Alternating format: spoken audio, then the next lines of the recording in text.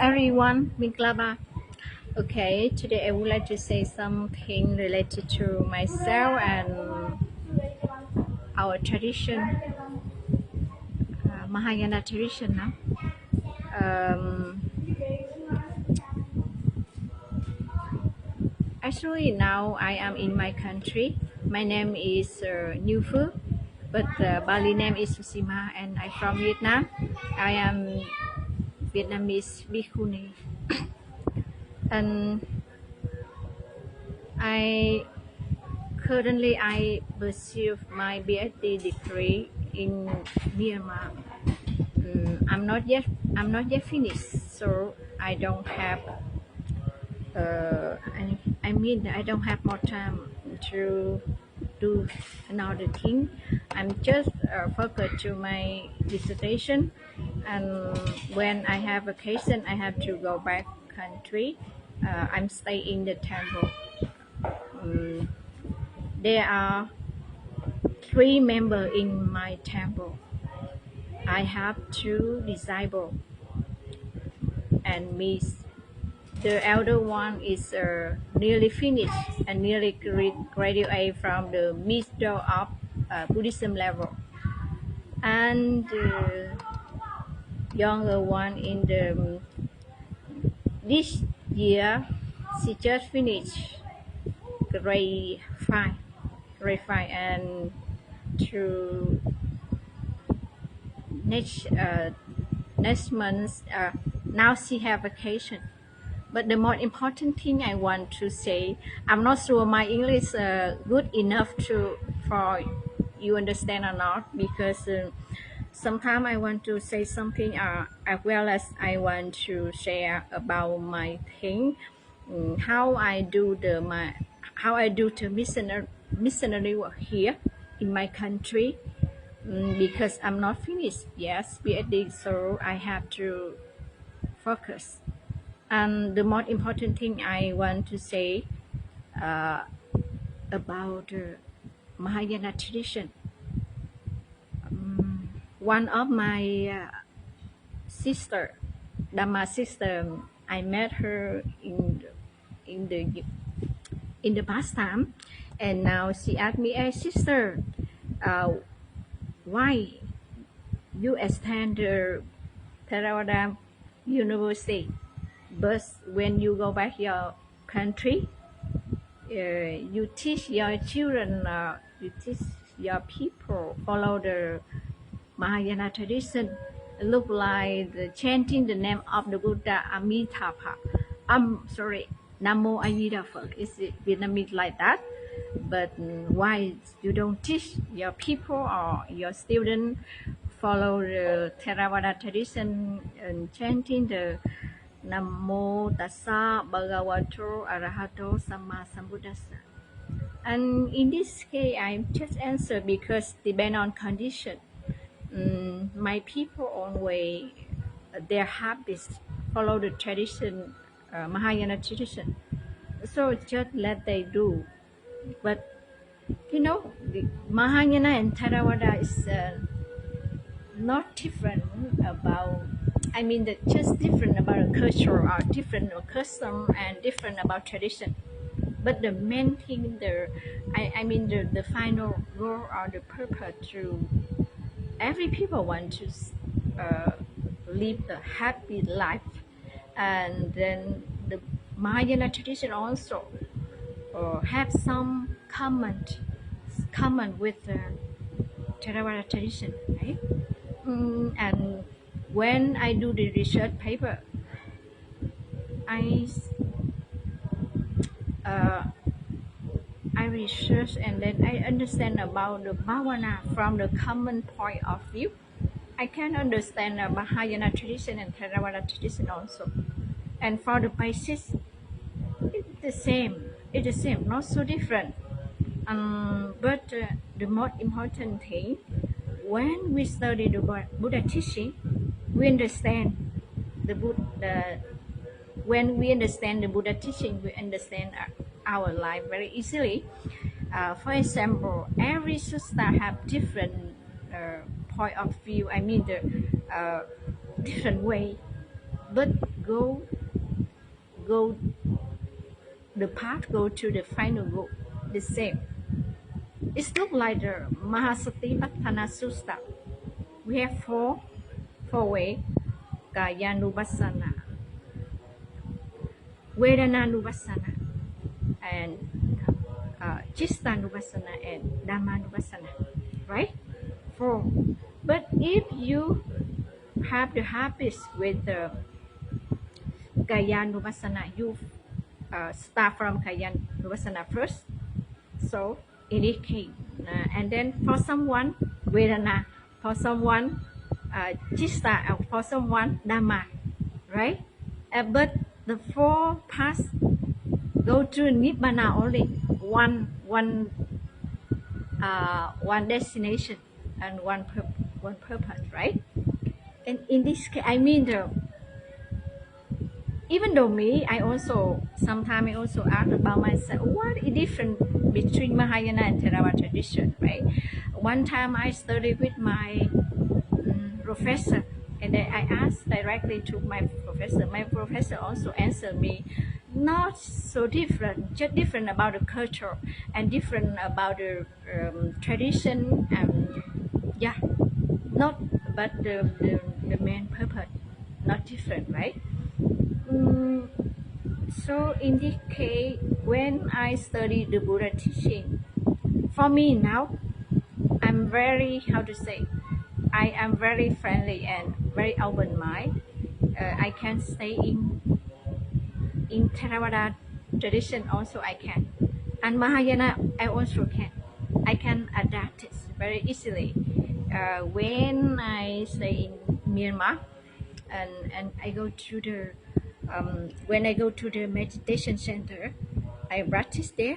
I follow all the rules very easily, and when I arrive here, I also can follow the Mahayana tradition. So it's not so difficult when we understand the Buddha teaching clearly and deeply, right? Another important thing. Let me remember. Um, um, ah, I mean about the Mahayana, about the Vipassana meditation. I am to. I study. My major is Vipassana, right?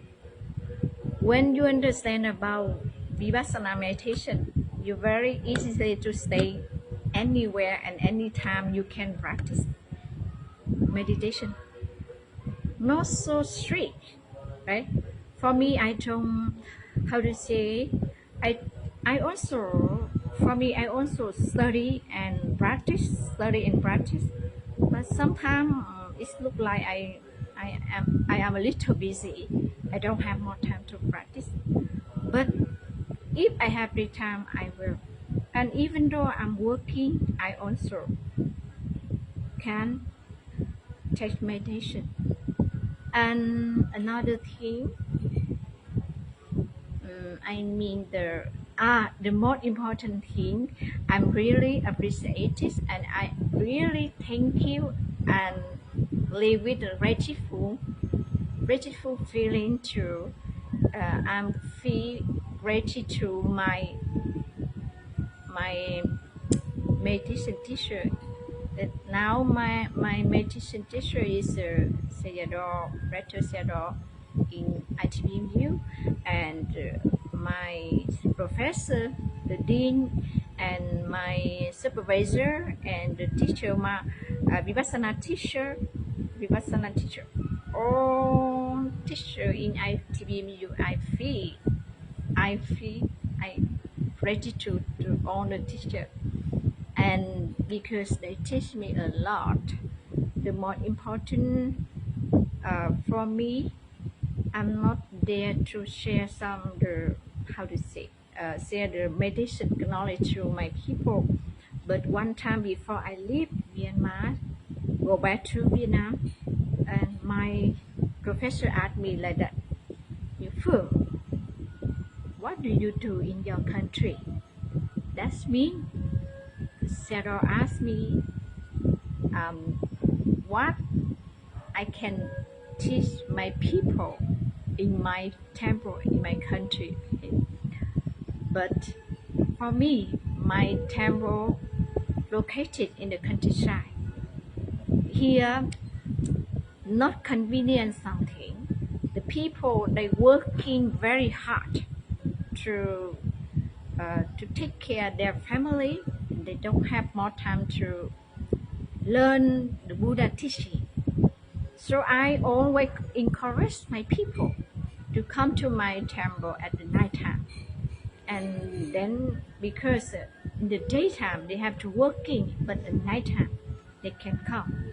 And in this case, when they come, and I introduce about meditation. Now my devotee very happy to practice meditation. They can practice longer than before, and whenever they ask me, they request me to practice meditation, and then I feel I'm happy, and I remember my professor, my teacher, because my teacher encouraged me to introduce vipassana meditation to my people. So, but actually, I just introduce about anapanasati only because for foundation, for basic, every people every people know about the breathing and breathing out. This methods more easily than another methods, and this method very near to our life. So I always introduce about, and I always encourage my people practice meditation, uh, anapanasati, breathing out, and I follow the Pao methods and teach them to focus here, chest breath, and then nostril, and the third point. In this case, they can practice well. So now I came here. I just say something, and I just explain about that. The most important during this time, I always post in my Facebook some activity, and I add some the Buddhist song meditation music. Actually, in the Theravada tradition, we could not listen to music, but for Mahayana tradition, sometimes they use music bring the meaning of the meaning related to the Buddha teaching, and then in this case it also the way how to do the missionary work, right? And for me, I practice vipassana meditation. In my mind, always thinking about the sound is the sound, not me. So in this case, I always I can bear some the noisy of my student. My students come here. Sometimes they come here and they study, they reading in the library, and they do some activity, uh, and they play around my temple. But it's all very noisy. You know the children they make noisy a lot. But for me, it's okay. I can bear that noise, and it's not trouble for me because I think I I can control my mind at that time. So the most important thing I use the music for the lay person, not for me, not for the Buddhist nun or Buddhist monk, right? When I post in Facebook, the most the worldling Bluetooth channel like to listening something interesting, but that's enriching bring the Buddha teaching is okay, right? I hope that you understand and don't how to say don't complain or something like that, because one time I attend a conference, Vesak conference in Ho Chi Minh City, And I met one Bante.